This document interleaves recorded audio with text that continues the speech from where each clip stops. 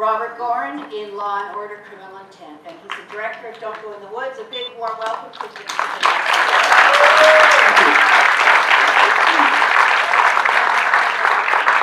Oh, well, let me start with the obvious. This is such an interesting amalgam of rock and roll, horror, comedy, tragedy.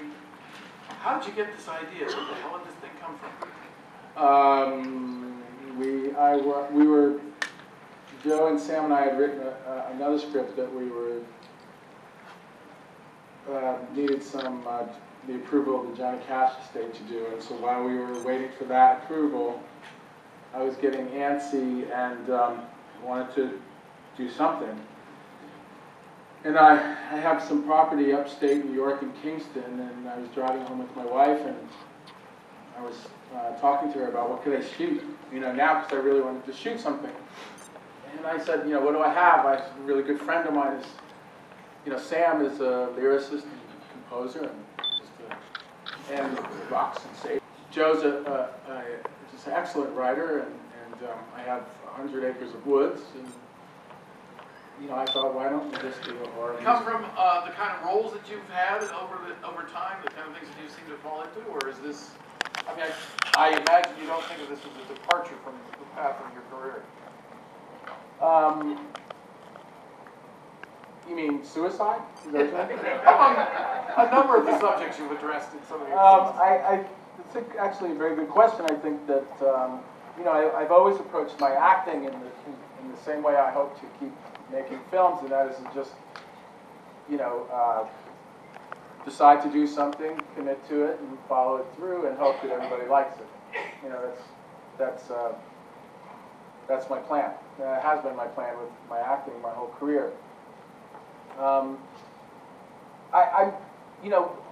of us like horror movies.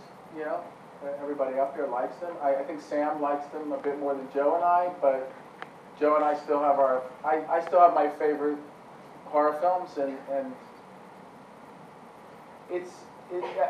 the concept was more interesting than just the horror aspect. The concept of trying to get away with, it's kind of like, I don't know if there might be film students out there in the audience, but the idea of combining a musical aspect to a horror, it's sabotage really in a way, because you build tension. You want to build tension in a thriller or a horror film. You build, and then the tension explodes, and then you start building off of that again, and you can explode several times in a horror film if you want, so to speak. But if you have a musical aspect to it, every time you play a wonderful song or a ballad, it kills the tension. So it's sort of suicide in a way. And I thought, well, how do you get away with that? And so I thought of,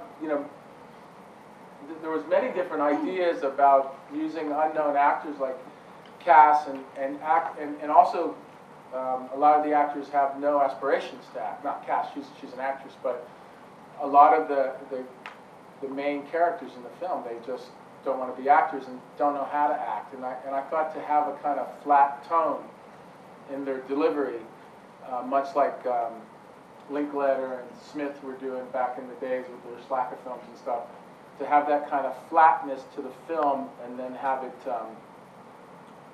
have the music kind of bring everything up, not so flat. And I thought that would be an interesting combination. I thought that would help mix things up a bit, so that it becomes a story about kids more than it does a story about building tension until somebody gets killed. A story about these people in the woods, and everybody talks very real, and everybody has a very real sense about them in a way, even though they're in this completely absurd situation, a non-realistic situation, a fantasy really situation. That at least that they would bring us down to earth, and then the songs could build off of that. And I think in a way it works.